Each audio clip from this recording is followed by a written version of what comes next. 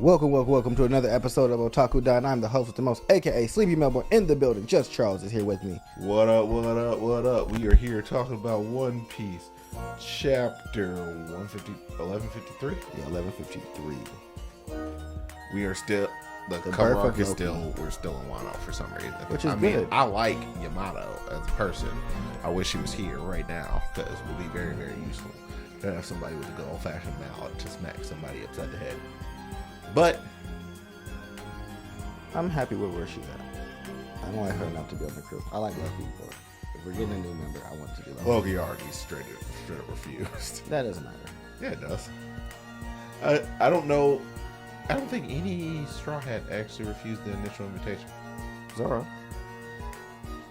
Zoro said, if you get me the fuck out of here. No, that was afterwards. He asked him to join at first. He was like, nah. And then when Odu was going trash and everything, he's like, well, if you. So yeah, I feel like that could be happening for her. Nah, Loki's a whole other type of person. Also, Zoro had no overall direction except for beat up pirates. And apparently you couldn't even turn in the bounties for beating up pirates if you're too good at it. He doesn't have it. Loki don't really got a direction either right now. But I mean, he's gaining. We'll see. Someone needs to lead the Giants. I don't think that's going to be him. I mean, it could be him or his brother, but I don't think his brother really wants to. I mean, the older brother actually makes sense to lead the Giants because he actually has the mentality to do it. Yeah, I think it's going to be the older brother that wants to lead all the Giants and unite all giant clans. But, anywho, so it's a King Harold flashback, which is kind of the thing that I did not want to see because I don't care about King Harold. But I guess this is an explanation of the way Loki is treated ad nauseum by the Giants as well. So it's half a King Harold flashback and half a Loki flashback, except for Loki has no. You get an explanation for Loki's the way he interacts with all the rest of the Giants, but you don't really get any fleshing out of Loki in and of itself. Also, the fact that he remembers this is also kind of like freaking amazing. I mean, apparently Giants have perfect recall. I'm fine with that. I like the Harold backstory.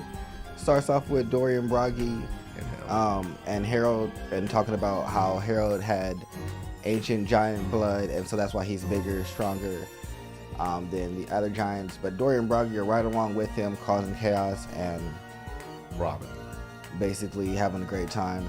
Being pirates. They are, well, King Harold's pretty bored once he grows up and just kind of feels like everybody outside of Elbaf is a bore since they're so small, tiny, and weak, in his opinion. He thinks that there's nothing out there. He meets his first wife, Ida, inside of a circus. He destroys the whole town thinking that he freed her. She gives him what's what, smacks him in the face, gives him a good old punching, and lets him know, hey, no one cares that you were big. No one cares that you were born strong. Everybody is born different, and that makes no one better than no one else. Look at me. I'm drawing like an actual normal person in One Piece. Yes, go fix that shit. And so, changes King Harold's whole perspective, gets him together. He's smitten. They fix the town. She moves to Elbaf. They become a couple. They have a son. And then the hating ass fucking elders pop up talking about, unfortunately, we cannot recognize your marriage.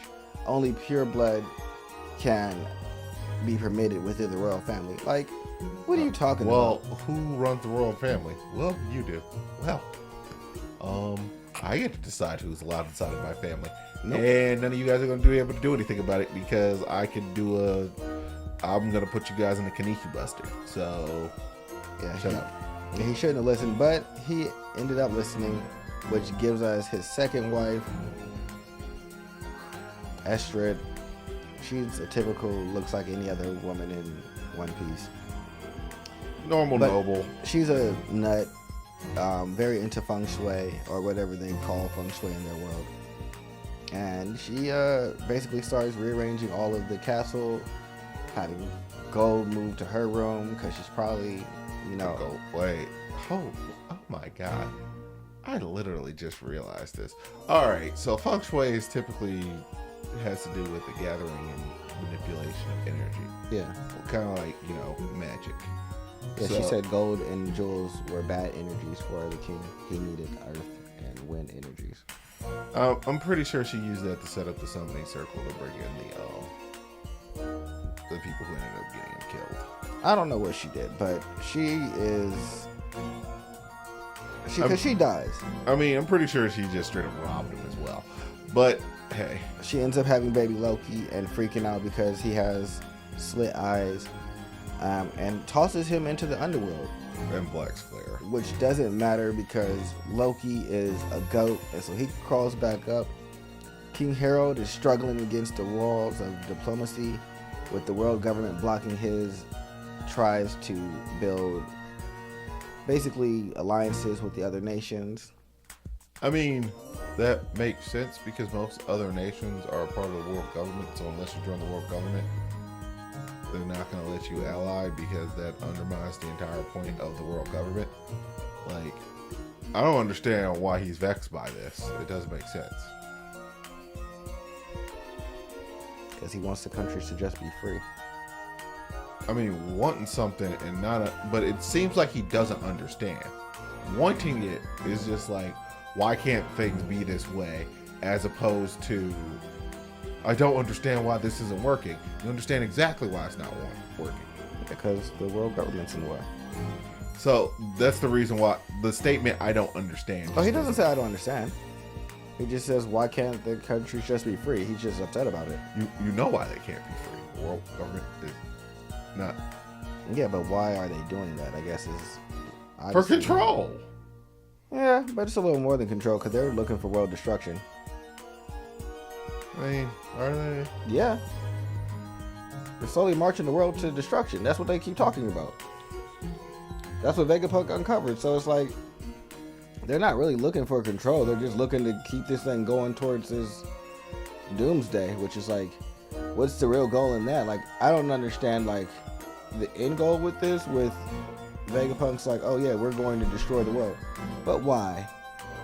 How, is the red line going to be the only thing that exists still, where you guys are up at? But then, like, who is eventually the water will make it you? up there too. Well, maybe not, but who's feeding you and who's serving you? Like, Emu cares not about that. He needs nothing to eat. So, are you just getting rid of the rest of the Tenryubito, the celestial dragons? Like, are you just killing all? Oh, he's gonna off them at the end of this. Like, well, you did it all. So then it's just the knights, the girls say, and you. What? That's probably getting rid of the knights too. But it's probably just gonna be him. He's gonna be like, it's finally quiet. That's weird. You could just go to the moon.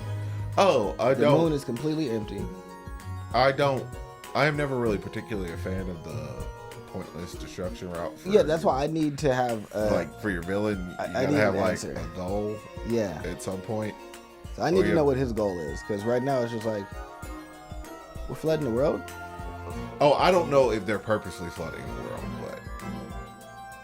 or if they're vicariously taking advantage of the flooding of the world.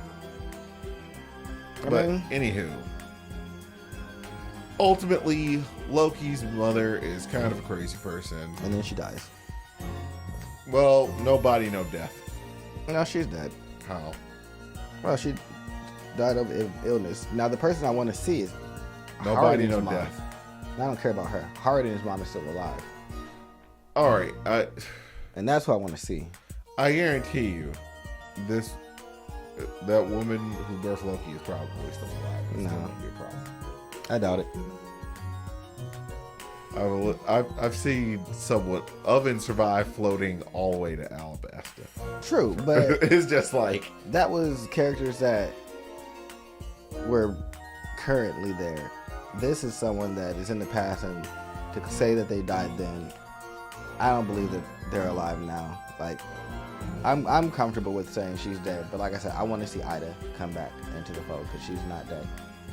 She's just in a different village. So. I mean, he's just gonna punch it. Luffy's gonna punch his way into correcting the giant culture. Yeah, that's kind of the way it goes down. It's just like, and hopefully Loki joins the crew. He can't even fit on the ship. We'll figure that out. No, that's like. Giant ships literally have to be made a completely and totally different way from normal ships. A giant almost can't be on a normal pirate crew. No, we're gonna put it on a. Like, we'll just be on the giant ship. no, you're not. They're not giving up to Sunny. No. We're taking the Sunny with us. That means he would just be a part of the fleet, which Luffy doesn't want. No. We're gonna build a new giant ship. No. That incorporates the Sunny as like the mass area. So when shit's going down, we can rock it off. No. Including burst into the water and be doing things as well. Yep. That's what's happening. No, Yep. it's not. Loki's you know coming it's to the not. crew. They're not getting another ship. Loki's coming to the crew. No, he's not. Yep. He's just gonna. Big Loki. What's gonna happen is the current leader of the giant warrior pirates, is gonna lead that, and then Loki's gonna take over leading giant warrior pirates. He's gonna probably be a part of the Straw Hat Gang fleet. It really isn't. It was a fleet because Luffy does not actually respect its existence, and we're gonna keep it moving because I don't even know what the heck we're doing after this. I guess we got to start dealing with the Celestial Knights. And also figuring out Conqueror's Haki. No, Luffy's still looking for the last One Piece, the last poneglyph. Yeah, I understand when you're looking for the last poneglyph, but where's the last poneglyph going to be? Probably with Stopper Devon. Oh, you think it's going to be on Elbaf? Well, that's kind of the reason why I came here to He wasn't marked. He in the flashback, he didn't have any burn marks. They say that the last poneglyph is the man marked by flames. Currently, he has a burn scar on his body. So that's who I assume it to be. Very likely. I can see it. So I figured once I get that, then it's headed to the One Piece. That's probably also why Shanks hangs out over there and goes back and forth because he just knows this is where the other one is at. I mean, he hasn't done it. Well, we know Shanks can get there. Yeah. From what I understand. So he's already collected all the poneglyphs and then kind of let them redistribute back into the world. Probably just let Luffy actually be able to have a journey. I'm all about Luffy getting a journey. But other than that, there's not a lot left in this chapter. There is a break next week. Weird spot. I don't know if we're going to be back in the modern day. I don't think so. We're going to have more flashbacks. We're going to get Loki's flashback. So next step, so like early preteen teen Loki. No, I think it's going to be just the fight with Harold and everything, what happened there. Because that's what Loki's supposed to be talking about. I think that this was... Why do we get a flashback about things that nobody else was there for? Like I said, I don't think this is Loki's flashback. I don't think Loki is telling us this. I think this is the narrator's flashback. That's what I was asking you last week when I was like, who's telling us this? Because Loki can't give us information that he doesn't have. It's weird. Oda always tends to fudge those lines. So I think it's the narrator giving us even with the Kuma flashbacks, there were things that were happening without Kuma being there. But it was important context for why things were happening. Yeah, but at least with the Kuma flashback, it's like someone could have told you, and so you could infer, hey, they told you that this is what happened. Well, I'll also say that we had a reliable narrator in Big Brain. Yeah. I don't know why I can't remember his name right now. Egghead.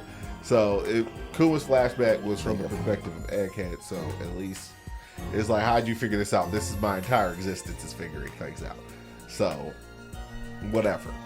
But for this, it doesn't really make any sense. No, so that's why I'm like, I think this is the narrator of like Elbaf, the nation, telling us about King Harold. Yeah. And I think that's going to switch back to Loki telling us about... I think this was King Harold's life and beginning. And Loki is going to be King Harold's death. Yeah. So you'll get the beginning of his story and the end of his story. That's how I kind of see it. But make sure you guys like, subscribe, and comment below. I'm glad Shanks was here. At least he had a level head enough to lock up Loki as opposed to being like, corporal punishment.